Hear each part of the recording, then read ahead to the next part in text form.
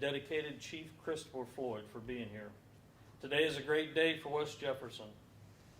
It is comforting to know that justice is being served by our qualified and trained law enforcement professionals. Additionally, our condolences to the family and friends of the victims Andrew Thomas Swindle, Sean A. Wright, Jamie Danielle Lavender, and Leon Billy Daniels, who have endured under this hardship too long. At this time, I will turn the time over to Chief Christopher Floyd for an announcement.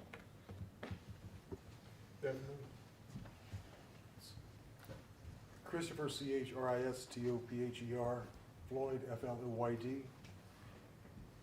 On Monday, May 24th, 2021, at approximately 5:25 p.m., West Jefferson Police Department received a 911 call of a man laying behind a residence with an apparent gunshot wound to the head.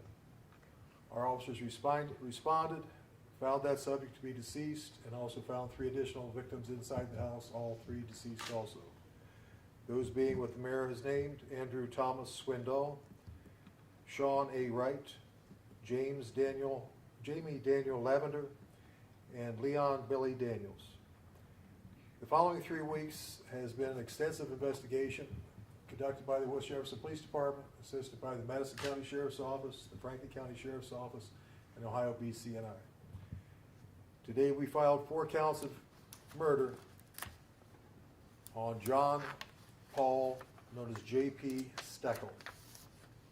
He is currently in the Franklin County Jail on unrelated charges and was served his new charges this day. This was a lot of teamwork and a lot of hard work done by all the agencies. Any questions? How did you come to identify the suspect? His name came up early in the investigation. I'm not going to go into detail at this point. His name came up in the investigations. The following investigation between video surveillance, the village of West Jefferson, residents, businesses, all came together and provided videos from anything from doorbell cameras to security cameras. And once those were all put together, and the timeline put together, positively identified them. Is there any indication what the motivation for this homicide may have been? At this point, possibly robbery. They were all known to each other.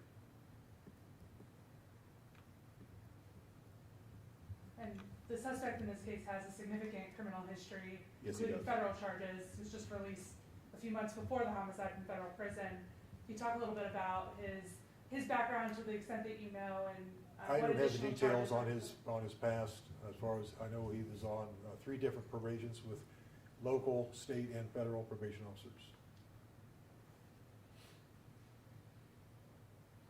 Is he familiar to you? Do you know him? Not in this area, no. So what happened 3 weeks ago? When was he picked up by Franklin County, or when was he? He was arrested by the Columbus Police on the parole violation about 2 weeks ago, and he's been in the county jail since then.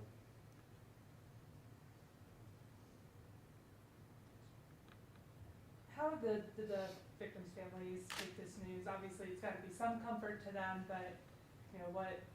Can you give us a little insight as to what those conversations were like? I'm sure they finally just glad to have closure.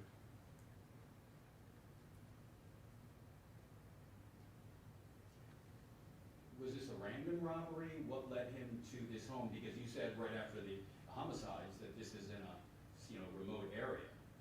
As I said before, they were all known to each other. Okay. Can you talk about the teamwork, the effort to make all of this, the collaboration, make this arrest and make this kind of go? BCI from processing the scene to their criminal analysts afterwards, the Madison County Sheriff's Office, the Franklin County Sheriff's Office, because that's where JP is from, is Franklin County. So surveillance was done in Franklin County, and the follow-up was done in Franklin County. So all the agencies came together and worked amazingly hand in hand.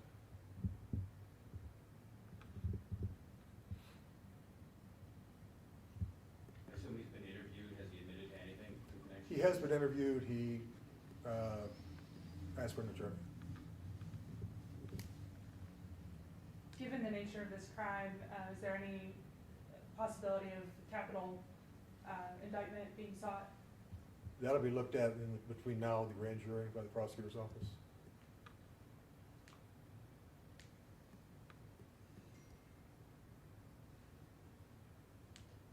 Anything else?